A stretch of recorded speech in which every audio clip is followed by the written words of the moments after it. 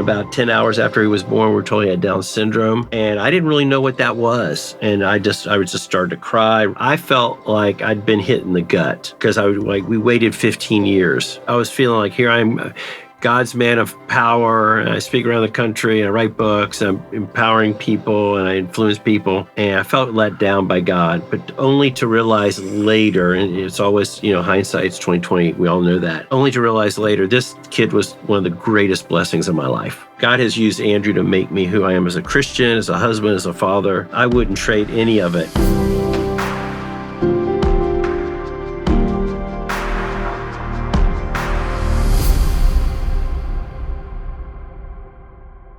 Welcome to Dreamers and Disciples. Today we have two guests on the show. We have Dr. David Olshine, who is actually my old boss.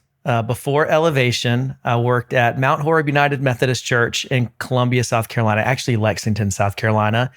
And he was my boss during those 3 years, so I'm sure we'll get into some of that. But he's also the director and professor of youth ministry at Columbia International University.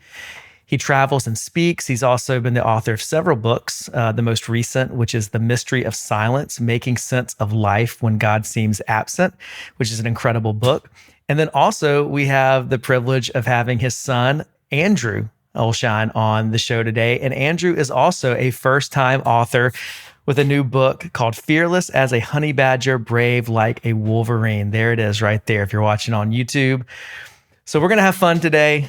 Welcome, Dr. Olshine and Andrew. Can I just call you? Thank you. Do I need to keep it formal and call you Dr. Olshine? You've never called me doctor in your life. No, David, please. And what do you call me? What do you call me, Smitty? Say again? What do you call me? Kion. You can call me Dad or Kion. Actually, this is from a show, Lion Guard. The Lion Guard. It's a kid show. Which is a spin-off of Lion King. Like Lion King. Mm-hmm. Okay, awesome. Well, I mentioned that you were my boss for about 3 years. And I was thinking today how before that time, this would have probably been like 2004 to 2007. Before that time, I just traveled around in a rock band leading worship. Yep. And so this was like my real first job, first time trying to lead people. So you saw me when I was a really rough, very raw leader. So first of all, thank you for having patience and putting up with me. But you were also one of the very first people to ever push me to speak and to teach and seeing a teaching gift in me. Once again, when it was very, very raw. So I want to thank you and honor you for that. But what kind of memories do you have about those old days at Mount Horeb? Yeah, I remember being hired on a temp kind of basis because I was a full-time professor. I was also a full-time husband and dad. And I remember the lead guy calling me and saying, "Hey, I've got this young guy named Wade Joye, and he's kind of raw, he's kind of green, he doesn't really know exactly what to do. So would you just kind of walk with him?" So I never really felt like I was your boss, supervisor. I felt like we were doing it together. That was the funness of it. And I don't remember too many conflicts. I just remember saying, you have a speaking gift. You're so natural with people. You're great relationally. You're a great listener. And I just remember us having a lot of fun. And we got to coach a guy named Trevor and Nick and Megan. We got to kind of coach them. They were our interns. And that was a lot of fun because they were much younger than us. But it was just fun to learn from them, walk with them. And I just remember you always being fun and friendly and teachable. And plus, you guys hooked onto 24. I was about to say that. That was in my Jack Bauer Oh my phase. gosh. You got me into Jack Bauer, and I was hook, line, and sinker. It was great. They don't make them like Jack Bauer anymore. They don't. And I've always looked for 1 or 2 shows a year just to plunge into because I'm a Seinfeld guy, but I don't watch typical like CBS, NBC. I don't know. Although I did start watching this year that show called Tracker, which is pretty interesting. I think you actually texted me and told me to watch that. Okay, so that was pretty good. And then Andrew, he's a Disney fan. He likes Disney movies, right? Right. What's your favorite? Favorite movie, Princess Bride. Oh, The Princess Bride, classic. Princess Bride. That's my wife's favorite movie. We love that movie. So you're in good company. So I just remember you as very fun, very teachable. But I knew that God was going to move you. Oh, And I knew that. And so when you told me you had an opportunity, I was like, first I was like, I don't want you to go. But I was like, yeah, you need to go. You need to go. well, I think you've always been, and I remember this really well, a huge champion of other people. And so that's the way you always led. You were very relational. And so, yeah, even though you were my boss, I never felt like you were on one level and I was on a different level. No, I didn't either. I felt like we were teaming it together. I think my number one gift is teaching. And my number two gift is encouragement. And I just find that I just look for ways to build people up, pull out the best in them, encourage them. And you were easy to do that with. And Ferris, she was phenomenal too. Yeah, she's definitely the star in the Joye household. Although several years, it's so funny because like one or two of them look exactly like you, and then the other one looks just like Ferris. Yeah, I think Adley favors Ferris a lot, which is funny because her twin, Liana, maybe feels like a mix between me and Ferris, and then I think Sydney looks a lot like me. Sydney looks just like you. Yeah. When she smiles, I see that in you. And she also loves drama. She's in all these plays, which she's artsy. I had my old child actor background, which that might be saved for another podcast. Well, tell me this. I want to get into more of your story. Sure. Because I think it's really going to help people. Your new book, The Mystery of Silence, comes from, yes, right there. You are ready to promote. Mm-hmm. It comes from a really personal place. And a lot of times where it was hard for you in your life to see the hand of God in a very tangible way or to hear his voice. Can you walk through kind of why you're passionate about this message right now? It started, let me start with the pandemic and tell you how the book emerged and then how I'll take a step or two back. So during the pandemic, I felt like God was really quiet, like extra quiet, and all my social media friends were like, what should I be doing with my life? And I feel stuck and I'm scared to go to the grocery store and I'm scared to walk in my neighborhood. I'm going to get this virus. And I started to think, it just feels like God's so quiet. And so I started to come up with this thesis that if God is quiet, then maybe I need to get quiet in order to listen better. And I talk to Andrew and Rachel about this all the time, that one of the hardest things for kids is to listen well to their parents. And when we don't listen to our parents well, it actually hurts our relationship with each other. But the better we listen, the better we connect. And so I started thinking, well, maybe I need to flip the switch. Maybe God's already come to me. Maybe I need to come to him in quietness. And so I started going out on my deck 15 to 30 minutes a day, sometimes with a Bible, sometimes with coffee, sometimes just sitting there. And a lot of it was not supplications, do this, do this. It wasn't a checklist. It was just listening. And I began to experience God in a fresh way, a new way for me. I'm an extrovert. I love people. I'd rather be with people than solitude. And so God was trying to hone and craft something new inside of me, which is be still and know that I'm God. And I can't know God without being still. And I began to kind of preach to myself, God will not outshout my noises. So I love, one of the things I love is March Madness. I love March Madness. And it's like a 3-week thrill drill of college basketball. And it dawned on me during pandemic, this does not bring me closer to God at all. Not 1 ounce. It gives me joy, but it doesn't give me anything sustainable or permanent, nothing to sink my teeth into. So I started to get quiet, and that's how this book emerged. And then it dawned on me that Rhonda and I went for 15 years with what we felt was God was silent about having a second child. And that would be him, Andrew. And so when Rhonda informed me on New Year's Eve, 1999, it was called, remember, it was Y2K was going to happen. Oh yeah, the world was going to end. The world was going to end, and everyone was stocking up on green beans and tomato. And she informed me that afternoon that she was pregnant. And I was like, well, who's the daddy? Well, I guess it's me. And so we went through a journey, and then Andrew was born. And then about 10 hours after he was born, we were told he had Down syndrome. And I didn't really know what that was. And I was just started to cry. Rachel, our daughter, was with us in the delivery room, and she said, Daddy's going to be okay. And so the journey with Andrew has been just a little turbulent in the beginning, and then it started to get smoother and smoother. And then he became a superstar swimmer on the Irmo swim team. And then a number of years ago, he got a disease called Guillain-Barre syndrome, GBS, which it hit him hard. He woke up on May 29th, 2022, I think. I think so. Yeah. He said, I can't move my legs. So we went to Richland Hospital in Columbia. They eventually sent us 10 days later up to your place, Charlotte, up to Levine Hospital. We were 22 days in that hospital, and they infused him with some medicine to tell the legs to start working, and he had to learn how to walk again. And we got, in fact, a whole chapter here on chapter called what do we call it? Day 11. Day 11. What's it called? Secrets of the Secrets of the Unknown. Unknown. And it's got a picture. We got a picture of Andrew learning to walk again. And so Wow.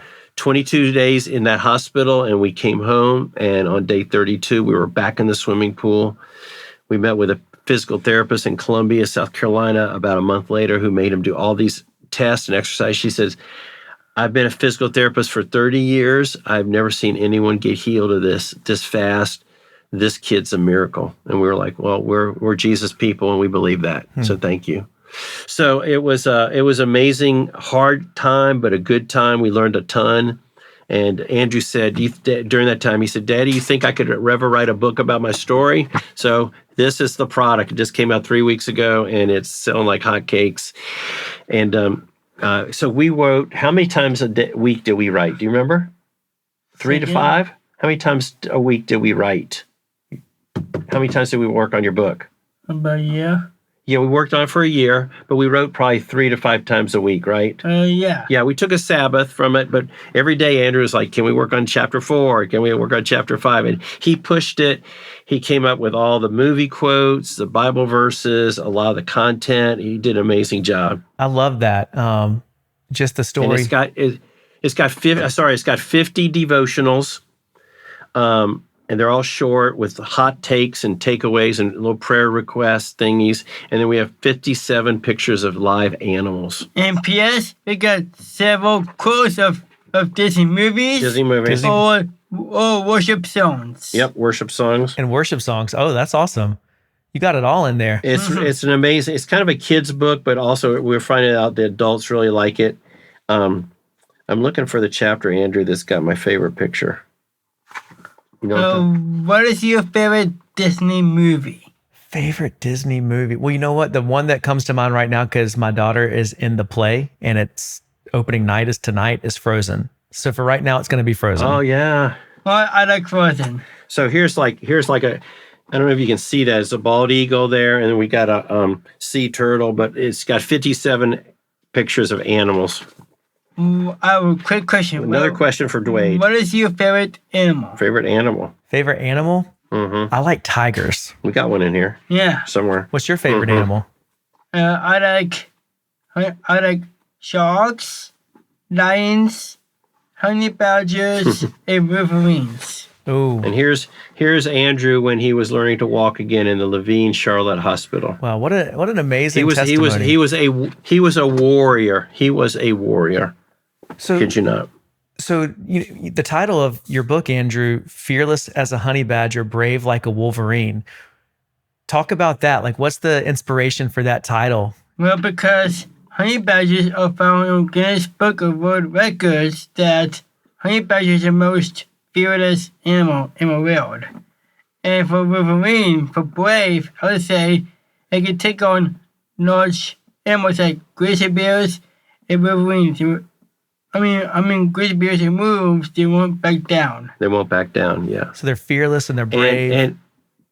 And we have three themes throughout the book to connect fearless and brave. We're trying to talk to young people about 3 issues. You remember what they are? Yeah, which is to overcome fears. Fear. worries, Worry. and anxieties. And anxieties. And P.S. Hakuna Matata. That means no worries. No worries. Hakuna Matata. No worries. Yeah, the goal is to we thread it throughout every chapter. Worry, fear, and anxiety. Overcoming that.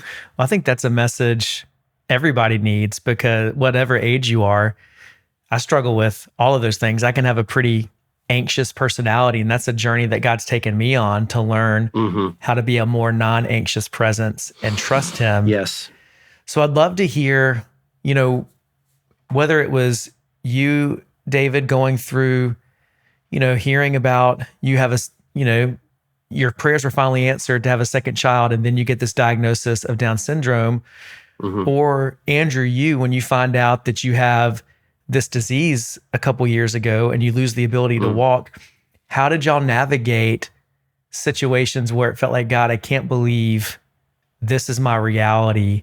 How did you not be anxious and bitter, but how did you choose to fight? Oh boy, great question. For me, it's easy. For GBS, I gotta be brave and more courage and just getting through that time. And I think it's very emotional, but I don't want to talk about it.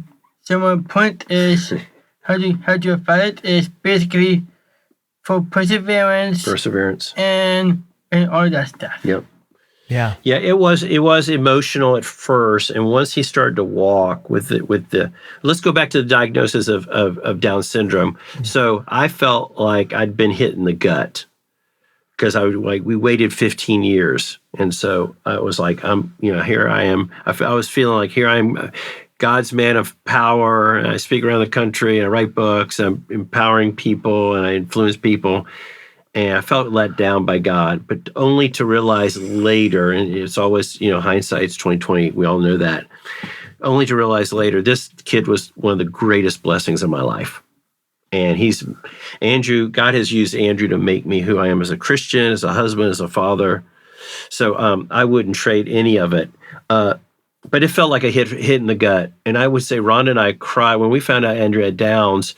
We didn't know what it meant. So I didn't know if he's going to walk, if he's not going to talk. Because we've seen kids in special needs, like probably you have, that don't walk, they don't talk, and they can't do anything. And so we feel really privileged and joyful and blessed that we have he's agile, he's friendly, he doesn't know a stranger. I'm actually more bravery and more courageous kind of guy. Yes, you are. You're a bravery, courageous kind of guy.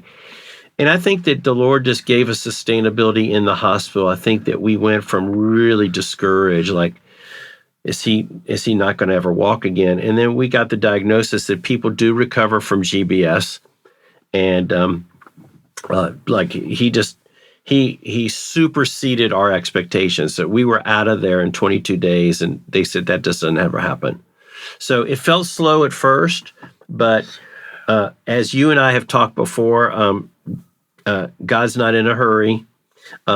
He's never on our timetable. He's not on our schedule. It's not like the NFL draft where you could clock it at 3 minutes and he's going to show up. He's not microwave. He's not Amazon. He doesn't do things quickly. And that's the hard part of just being a human, is just hanging in there and enduring it. Our prayer life doubled and tripled during the hospital days, that's for certain. But we got to be with him all the time. And so Rhonda and I would rotate. And some nights she would stay down the street at the McDonald House, Ronald McDonald House. And then we would rotate. I would spend maybe 1 or 2 nights there. But mostly I spent the time there with Andrew in the hospital. And then on weekends, I had 4 camps. So I would take off on maybe a Thursday and get back on a Sunday or Saturday. So I'd be gone 3 days. And that was probably some mental, emotional relief for me. And then I would tell Rhonda, why don't you drive down to Columbia for a day or two and just get away? So we tried to navigate, take care of our soul during that time too. Yeah. As you were just talking about being at Levine during that time, Andrew, where you were in the hospital, it just really took me back to, that was the hospital where our twins were born premature and we were told they might never walk, talk. They gave us the whole list. And I remember how terrified I was. And then the same thing 4 years later with Sydney and finding out she had cystic fibrosis. And one of the things that came to mind, especially when we got the diagnosis for our twins and they started talking about special needs, was y'all and your family, because I had just come from, being at Mount Horeb for 3 years and seeing just the beautiful relationship you and Andrew have and Rhonda and your family, and just Andrew, seeing how amazing you are and how God was at work in your story. It gave me faith to believe the same thing for our story. And so I don't know if I've ever been able to, I know I've never been able to tell you that, Andrew. So just how God worked through you to give me and my wife the courage to trust him when we were really scared. So thank you for that. Thank you. You're going to make me cry. And also to let you know, on Tuesdays, usually by 8:45, I go to youth group, which is close to Mount Horeb. It's on Mount Horeb property. Okay. So Mount Horeb property is, I think it's on a gravel road A gravel road. to a warehouse.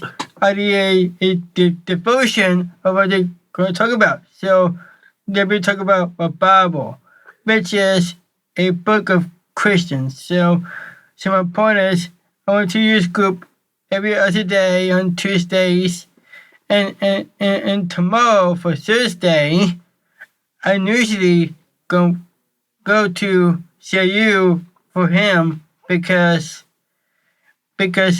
couple things about tomorrow is we got a book signing. We're doing a book signing. Oh, wow. We're book signing my book before lunch, and before that, chapel to talk about my book really is about. Yep. Every Thursday, he goes with me to CIU where I teach. He sits in my classes and takes notes and contributes well. But he was saying that on Tuesdays, he leads a devotional at the Mount Horeb Special Needs Youth Group. And he's been reading them his book. Ching. That's awesome. Just that you're able to continue to share God's faithfulness in your life with other people. It just inspires me. And the fact that you're doing a book signing, I've had a book out for 7 months or so, and I haven't done a book signing yet. So you're ahead of me, well, Andrew. We pushed it. We pushed it.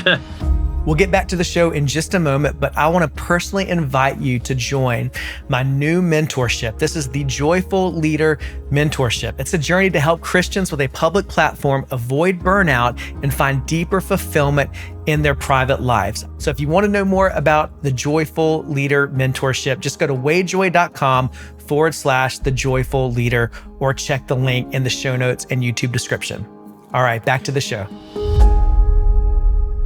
One thing I remember, and I think this ties into everything we were talking about, you, back when I was on staff at Mount Horeb, you were one of the first people that always said, "Are you taking a day off?" I remember that was your mantra all the time. Before John Mark Comer started releasing his books, before it became very trendy to make sure everybody's having Sabbath or protecting that, you were just on us like, "Hey, are you going to have your day off this week?" How did that become a value for you? And what does that rhythm look like in your life right now? And how does that help you hear God? Yeah, I talk about in my in Mystery of Silence that my last week of seminary, a professor came up to me, Don Joye. He passed away a couple years ago. He came up to me and my roommate, Dan Hawk, and he said, "I've been watching you guys for 3 years. I love what I see. But promise me one thing. Promise me that you guys will take a Shabbat, a Sabbath." And we're like, "What does that look like?" And we're just like 22-year-old, 23-year-old punks, right? He said, "I want you to find one day a week where you don't, if you're doing church work or whatever you're doing." Dan was going to go on to more like PhD work. I was going to be a youth pastor. He said, "Take one day a week that you are not in your church building. You're not connecting with them. You become a hermit. You become a monk. It doesn't mean you have to pray all day, but that's your day to take a deep breath." John Eldredge calls it a pause. Take a pause, a long pause. Might be extra naps. It might be swimming. It might be hiking, but that's your day that you become an introvert. Whether you're an introvert or not, that's your day. You sort of close yourself off to the world and regroup. And I think you see it in Jesus' life all the time. He moves to a solitary place. He gets up early and prays. So I said, yeah, I will, by God's grace, do that. So I get to church and I asked the pastor, do you take a day off? And he said, what's the day off? And he was like, ha, ha, ha, ha. It dawned at me that he didn't take a day off and he was burned out. So I just said, well, if you guys hire me, I'm going to take a day off. And so all the committee were like, what's the day off? What's the day off? We don't take day off. We're volunteer, So I just said, well, if you want to hire me, that's what I'm going to do. And so I did. And by year 2, my senior pastor was starting to take a day off because he watched me. It became a value because of my professor, because he had seen people burn out, lose joy, wipe out. And so even Jethro says to Moses, what you're doing is not good, or you will burn out. So I think you've learned that a lot of it. And life's about pacing. Andrew was thinking about writing a second book. Yeah. Tell him about your second book, because it fits in with what we're talking about. Yeah. It's about fast as a cheetah, slow as a sloth. Fast as a cheetah, slow as a sloth. That's what he said, but for my subtitle is Living with Balance, Loving God, Learning Character. I got a question. Are you a cheetah or are you a sloth? Ooh. Good question. Okay, so I'm gonna answer this for me and my wife, because her favorite animal is a sloth, and so we're gonna love this book. I lean towards the cheetah. It's harder for me to slow down. Mm-hmm. Yeah, because cheetahs are the fastest animal in the world. I think cheetahs are the fastest animal before. I think my first fastest peregrine falcon. Peregrine falcon, yeah. Is first, but the second fastest is a cheetah, because cheetahs are very fast. They are outgoing, so cheetahs are fast, and sloths are basically slow, lazy, don't do much. Yeah, that's right. And basically, they sleep basically all day. They sleep all day, 20 hours a day. So we're contrasting what you're talking about with balancing speed versus slow, and you got to have both. And like I told Andrew, there's a time when you're driving to drive fast, and there's a time to drive slow.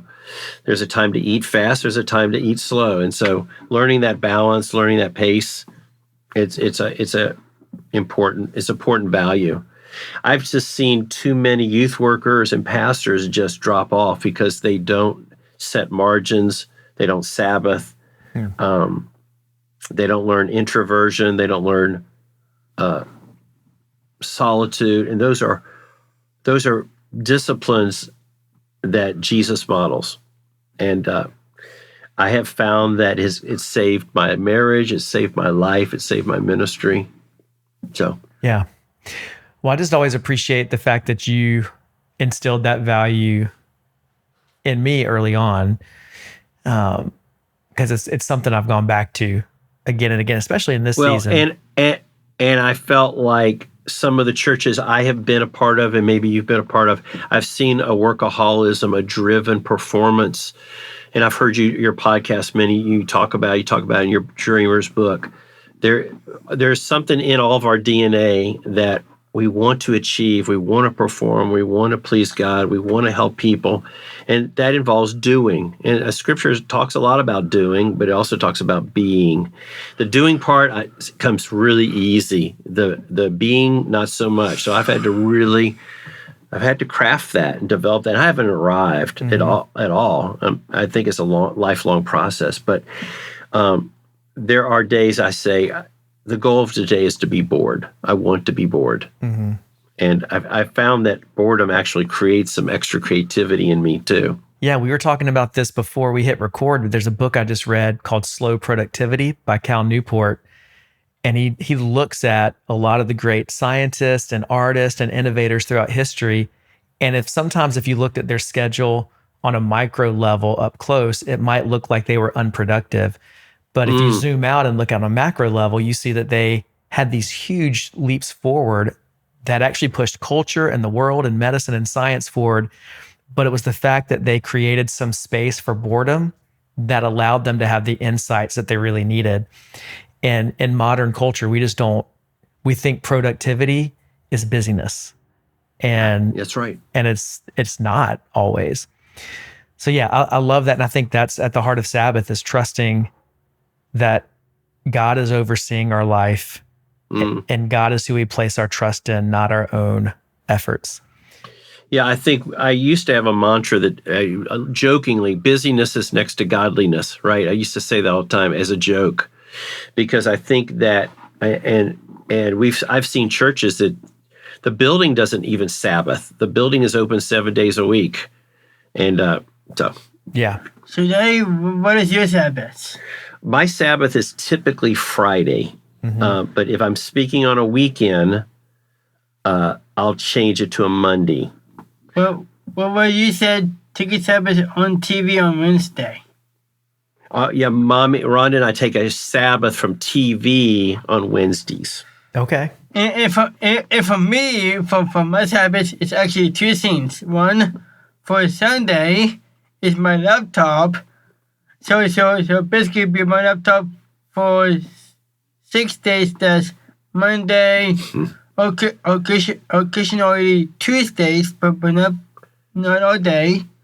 Wednesday, Thursday, Friday, Saturday, and I take one day off for Sunday. Sunday from the Chromebook. Okay, Yep. and one last thing is on Thursday, which is tomorrow, I usually take a Sabbath for my two shows, like Long God or Measure Mirror. So I usually take those two shows to be my Sabbath during tomorrow. So yeah, so our point is we've tried to pull back from social media on different days. That's awesome. I love how practical that is too. I'm going to close my computer on Sundays. I'm going to not watch TV on these days. And I think it looks different for everybody, but it's whatever creates that space for you to just breathe and reconnect. And if I don't take that friendly space, again, God's not going to shout my noises. He's just not. So I have to be intentional to calm down, slow down, and set a new rhythm. How do you, when you talk about God not outshouting the noises, what practical tips could you give people listening who are like, I try to be quiet, but I don't know how to hear God's voice. I just sit there in silence and I hear nothing. Can you help somebody in that spot? You know, John Mark Comer says to don't give up because you haven't heard anything, and don't overthink it. So I think that sometimes just going out, sitting on your deck, cup of coffee, just relaxing, just listening to the birds, just being quiet. God might not speak at that moment. I can't make him speak. You know, I've tried that before. Like, I'm going to do a retreat, and God, you're going to talk to me. And it just doesn't work that way. He's like, I'm not going to bow to you, Olshine, what you want me to do. I think you just got to be patient with the process. And I have found that there are some places that are not my happy place as far as quiet. One would be my TV room. That's not going to be a place I'm going to hear God easily. So my deck has become sacred to me. And I always encourage people to not go to their phones the first thing they wake up. I do for me sometimes. Yeah, sometimes you do. And a lot of people do, because it's an addiction. It's a dopamine addiction. So I would just say be patient with the process, and don't demand of God. It's ridiculous for us to do that. I know we want him to speak, but I sometimes wonder if we're more excited about, he spoke to me, than the fact that he was going to actually speak to me because I actually need to do something. Yeah. And I think there was a time where I was like, oh, God spoke to me. I was like, well, what did you do with it? Well, I didn't do anything with it. Well, then maybe that's why he is not speaking to me so much these days. Yeah. Be patient with the process. Well, I even love that you talked about your deck being a sacred space. because I do think there's something about when you set aside a certain location and you go there, there's a different expectation and like your heart tunes in a different way. And for me, that's even like being outside. And I was just thinking for you, Andrew, like the way you gravitate towards your love for animals and how God speaks to you through that's a really cool way of how God can speak too. Yeah, because I like animals every time because there must be some characteristics for Jesus. Yeah. Because I love animals since I was little, and when I see some cool animals, go by going to out west, like for example, either American badger or armadillo would be, let's say, Arizona, or Grand Canyon, that kind of stuff. Yep. Yeah. Yeah, I don't know if we mentioned on the podcast that we're going out to Arizona and Utah to do some hiking at the Mighty Five. So that should be fun. We'll probably see some animals. Yeah, so Mighty Five includes from either Arches, Grand Canyon, that kind of stuff. Zion. So main reason we're going is to see Elvis. See Elvis. To see Elvis, for Las Vegas. And also, I would say thank you very much. Thank you very much. But Polish, we want to see you just for a little bit. Breakfast, lunch, dinner, shower, eat out, watch TV some, turn on some Chromebook some. But most important is exercise. And it includes swimming, walking, climbing, and most importantly, look for animals. Yes, most importantly. I know that we live in a different culture, but it's still very obvious to me that Moses, Elijah, Jesus come from a strong rabbinic tradition of getting outside.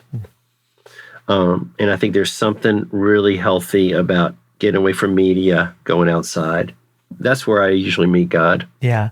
I just, as much as I talk about the importance of pausing and Sabbath and healthy rhythms, I can so easily go back towards unhealthy addictions with how much I'm on my phone and how much I'm on Instagram, and I excuse it because it's for work. But just 2 weeks ago, I found this app called, I think it's called ClearSpace. And just for anybody listening, and what it does is you can set it to work with Instagram or Facebook or whatever you want to. And so whenever you go to open it, it just brings up a little like 20-second pause screen. And it just kind of tells you to take a deep breath. And then at the end of it, it says, do you still want to open this app? And I find that most of the time after just taking that little brief pause, I'm like, no, I was just doing it on autopilot. And so some of these patterns are just so ingrained in us. We just need a reminder sometimes of like, okay, no, that's a distraction. It's not going to fill me up. And so, yeah, for anybody listening and you're trying to get that under control, ClearSpace is wonderful for that. Yeah, and you had asked me a long time ago in this talk about, how did I deal with Andrew's birth and GBS? I think I wrestled with some anger and some resentment, to be honest. And I think we call it unanswered prayer. And I think that I've been thinking a lot of the Christian songs are about God will never disappoint you. And I've been processing like, it's the disappointment because he has a specific plan and I have a very different plan. And is that why I get disappointed? I think about us as parents, we probably do disappoint our kids sometimes. And I started thinking, maybe disappointment with God is actually overrated. Maybe there's nothing wrong with occasionally saying, Lord, I'm disappointed that this outcome, the way I wanted it to happen, it didn't happen this way. And so we would call that unanswered prayer. I wonder from God's perspective, it's right on target. But we just can't see that. But I think that it's okay to occasionally, and I've heard Eldridge say this, and I agree, it's okay to say, God, I'm disappointed. Yeah. And maybe I'm disappointed in you, and maybe you didn't deliver the way I wanted you to.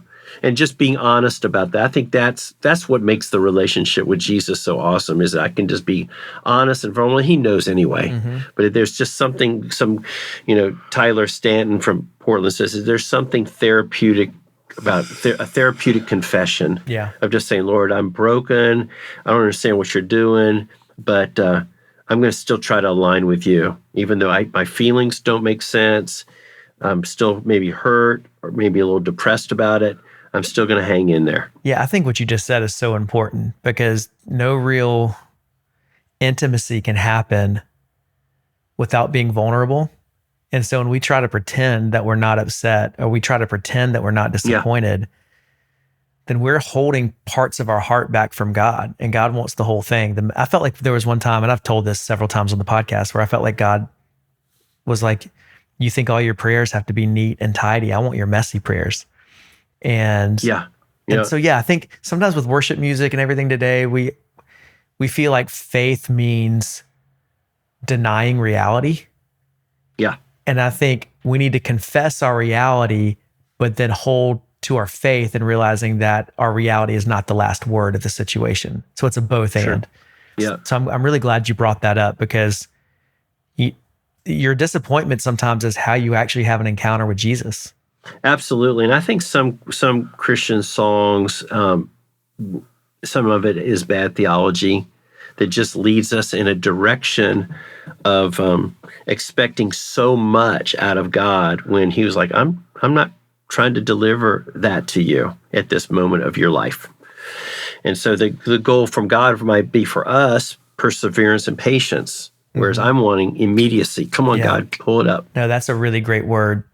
As we start to turn the corner to close, I'm curious, Andrew, what would you say you're most excited about with this book or about what God is teaching you right now? What would you like to share with everybody? Well, I like you said about my book is it really impacts my life, Jesus, and other people who wants it because we want to spread the news about my book I've been writing, and it's a good opportunity to do it, and this how this book impacts my life and other people. Yeah.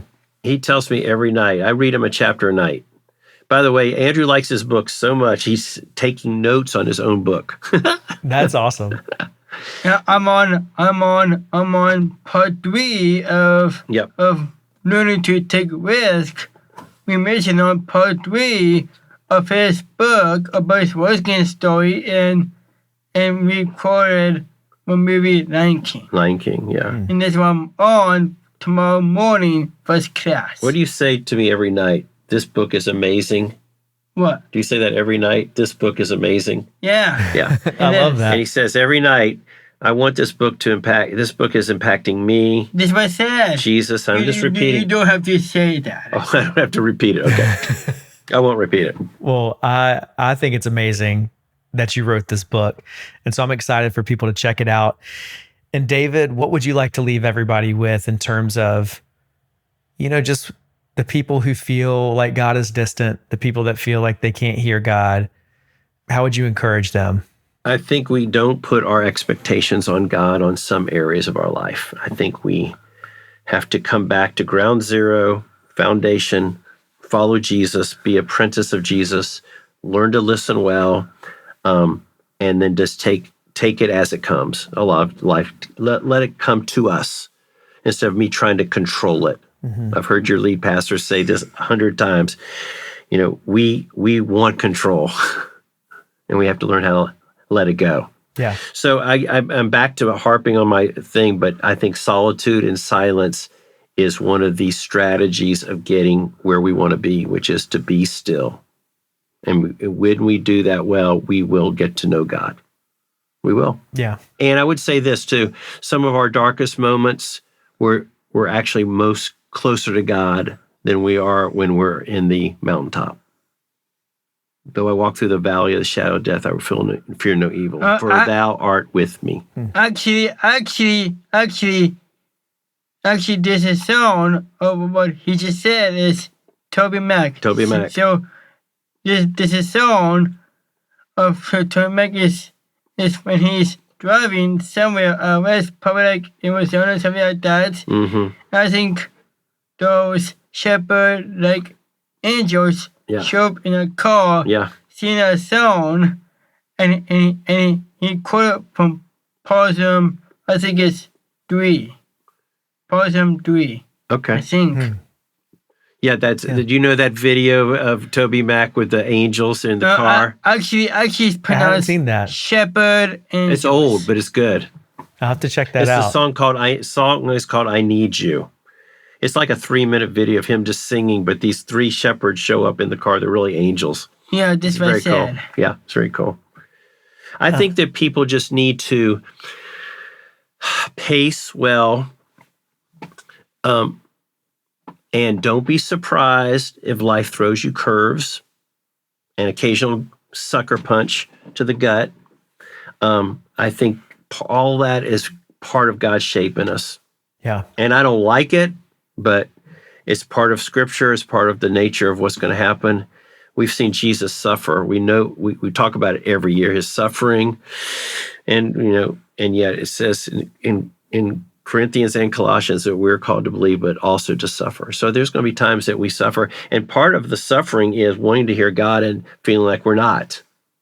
So be patient with the process.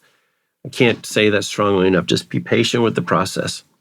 And we mentioned in my book, if honey badgers have thick skin, that's how to penetrate. Yeah.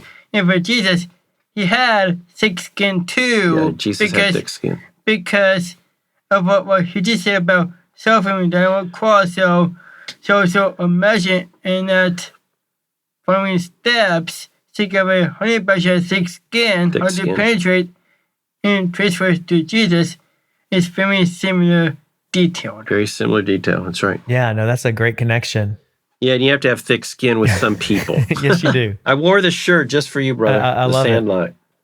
In this shirt too, because I like animals. What's on your shirt? Actually, we got a friend. Good to see you. Name is Corey Black. Yeah, he gave Andrew this shirt. Shirt for me because we got a gorilla, tiger, polar bear. So I like animals. Period. Because Andrew sees God through animals, and animals through in the spirit of Jesus. I think that's really beautiful, and I think it's something we can learn. All of us can learn from too. Of if your eyes are open, you can see God everywhere. You can see what God at work everywhere. What He wants to teach you through His creation. But it takes stopping and pausing and resting to have eyes to see and ears to hear. Yes, it does. And Andrew helped me see that even little kids, that's why they love to go to the zoo.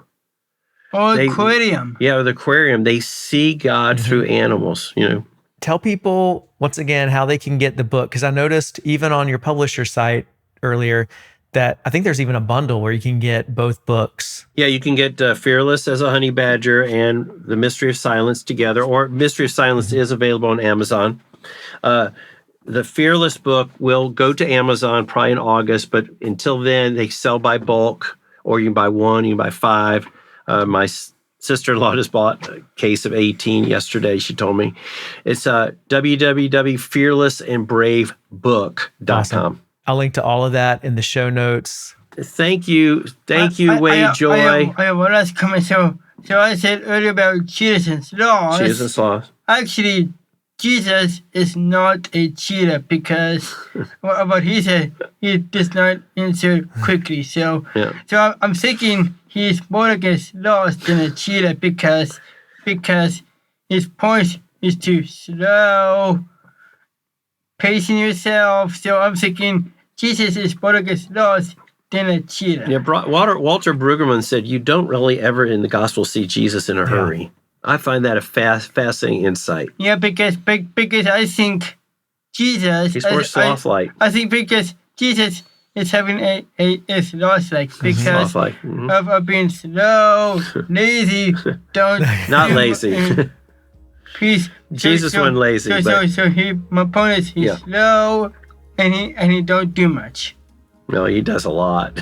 Yes, he's slow and deliberate. Yeah, he's slow and deliberate. We can learn a lot from that. Love that. Hey, brother, thank you for having us. It was awesome.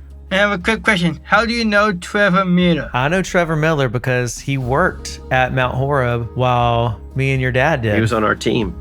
Give our love to Ferris and the girls. I will give my love to Rhonda and Rachel and the grandbabies and just everybody. I will. And thank y'all for joining us. Thank you so much. God bless you, and keep it going, brother. Thank you.